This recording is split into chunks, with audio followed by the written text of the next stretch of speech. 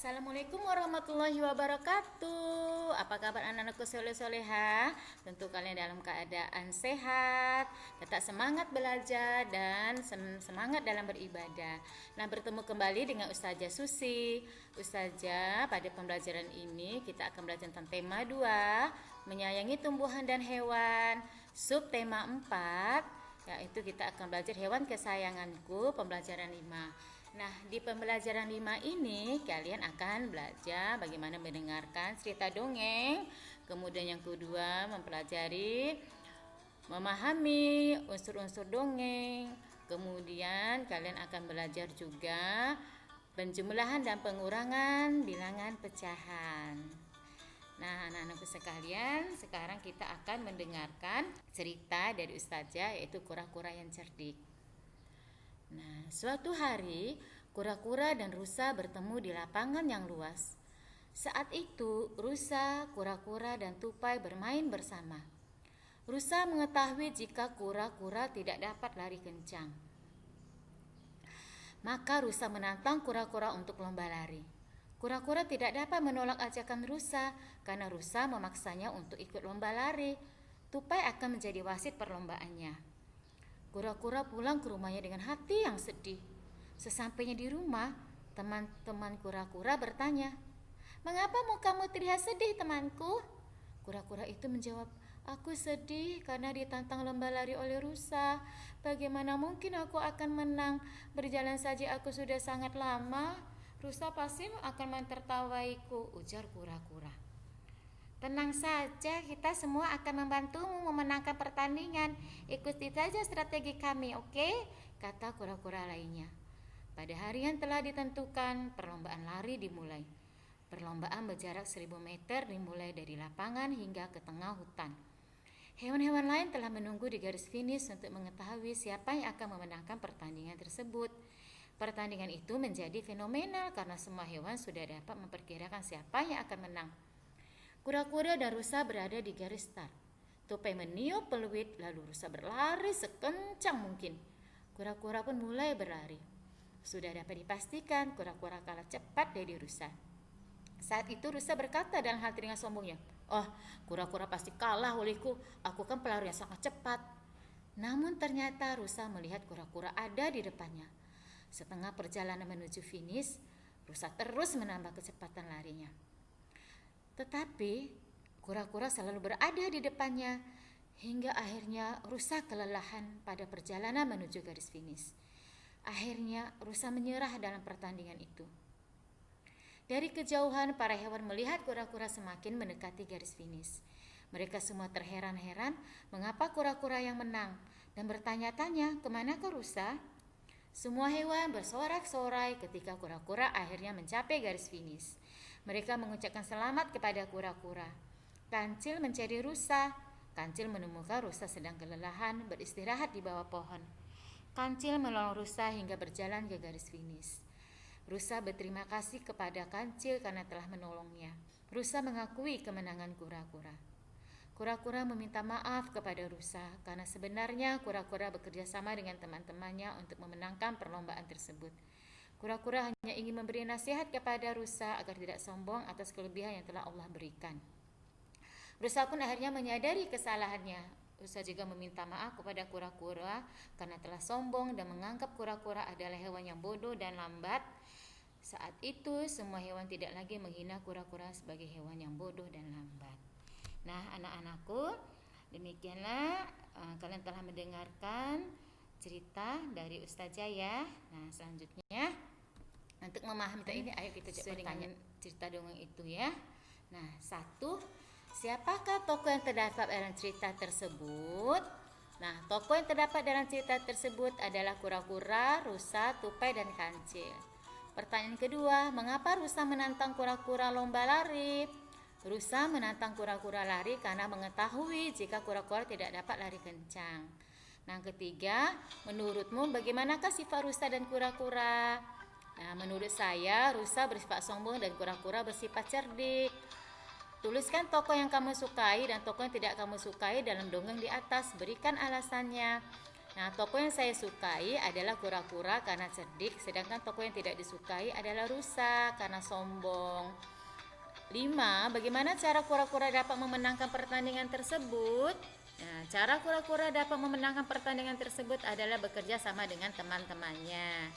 Keenam, pada berapa bagian perjalanan rusa menyerah dari perlombaan? Hitunglah berapa meter bagian tersebut. Pada setengah bagian perjalanan, yaitu 500 meter. Pertanyaan ketujuh, apa amanah dari dongeng kura-kura yang cerdik? Nah, amanah dari dongeng kura-kura yang cerdik adalah janganlah merasa sombong atas kelebihan yang telah Allah berikan. Dan tentu saja amanahnya yaitu mengakui kesalahan. Kita akan melanjutkan dongeng yang sesuai gambar dan imajinasimu. Nah, ini tentang dongeng si Raja Hutan dan Tikus.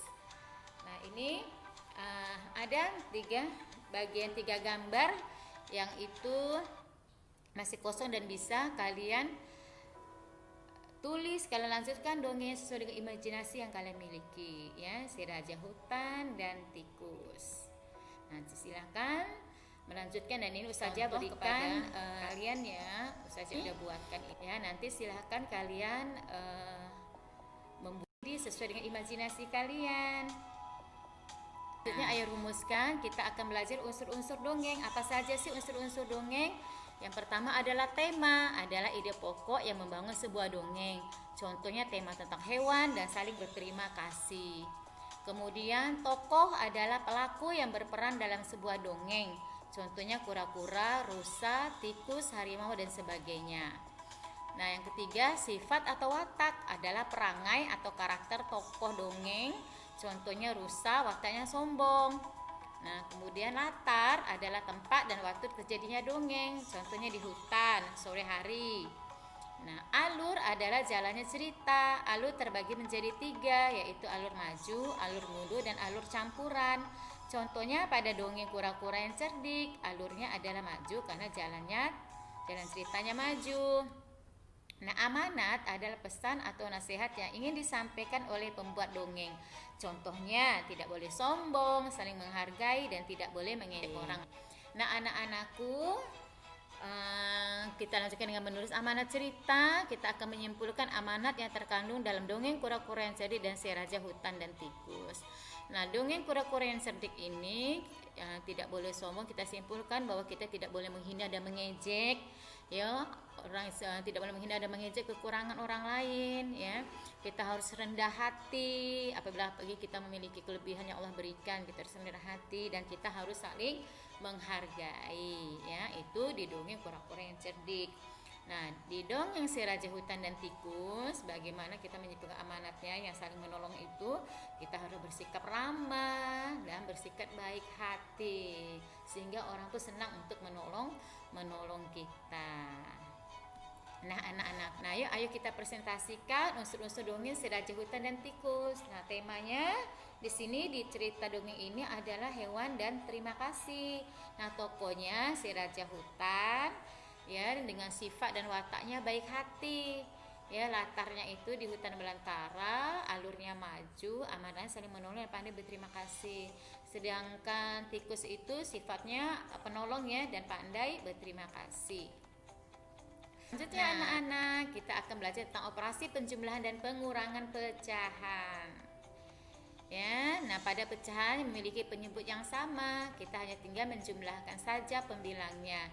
Demikian juga halnya dengan operasi pengurangan pecahan berpenyebut sama. Contoh, 1/4 ditambah 2/4 sama dengan 3/4. Nah, kita lihat di situ pembilangnya itu berbeda dan penyebutnya itu sama. Jadi kita hanya menjumlahkan pembilangnya saja. 1 ditambah 3 sama 1 ditambah 2 sama dengan 3. Dan penyebutnya yaitu 4 tidak kita jumlahkan, tapi tetap angkanya itu 4. Nah, begitu juga di pengurangan 5/8 dikurang 2/8 sama dengan 3/8. Nah, itu kan penyebutnya sama. Jadi kita hanya mengurangkan pembilangnya saja. 5 dikurang 2 sama dengan 3 dan penyebutnya tetap kita tulis 8. Nah, anak-anak, pecahan senilai, perhatian gambar berikut ini. Kita lihat ini adalah satu bagian utuh. Ya, yang kedua, gambar kedua ini adalah satu bagian dibagi 3. bagian sama besar yaitu 1/2. Nah, yang ketiga yaitu 2 bagian dari 6 bagian sama besar 2/6. Nah, kemudian berikutnya 4 bagian dari 12 bagian sama besar 4/12. Kalian lihat yang di arsir biru ya. Nah, pecahan 1/4, pecahan 2/6 dan 4/12 memiliki nilai yang sama walaupun penyebut dan pembilangnya berbeda. Nah, pecahan yang memiliki besar nilai yang sama disebut pecahan senilai. Ya, jadi 1/3, 2/6 dan 4/12 itu memiliki nilai yang sama ya, pecahan yang senilai. Baik, kita lanjutkan penjumlahan dan pengurangan pecahan. Ayo kita coba ya. Soal nomor 1, 2/7 ditambah 1/7 sama dengan berapa? Iya, karena penyebutnya sama, jadi kita hanya menjumlahkan pembilangnya. 2 ditambah 1 sama dengan berapa ya? 3, dan 3/7. Nomor 2, 3/7 ditambah 1/7 sama dengan, ya 3 ditambah 1 sama dengan 4. Karena penyebutnya sama 7, jadi 4/7. Nah, demikianlah, nanti kalian bisa melanjutkan untuk menjawabnya ya. Menjawab soal sesuai ya, dalam membuat dongeng itu sesuai dengan imajinasi kita ya, tentu sangat menyenangkan. Namun kita juga perlu memperhatikan unsur-unsur intrinsiknya dan amanat yang ingin disampaikan. Jika ibu memberikan amanat kepada kita untuk membagi makan dengan adik kita, maka bagilah makanan itu dengan adil dan jujur. Anakku, salah satu manfaat belajar pecahan adalah untuk membagi warisan keluarga. Nah, membagi warisan ada ilmunya yang disebut ilmu faraid. Dalam penghitungannya diperlukan ketelitian dan keadilan sesuai dengan ketentuan yang terdapat dalam Al-Quran.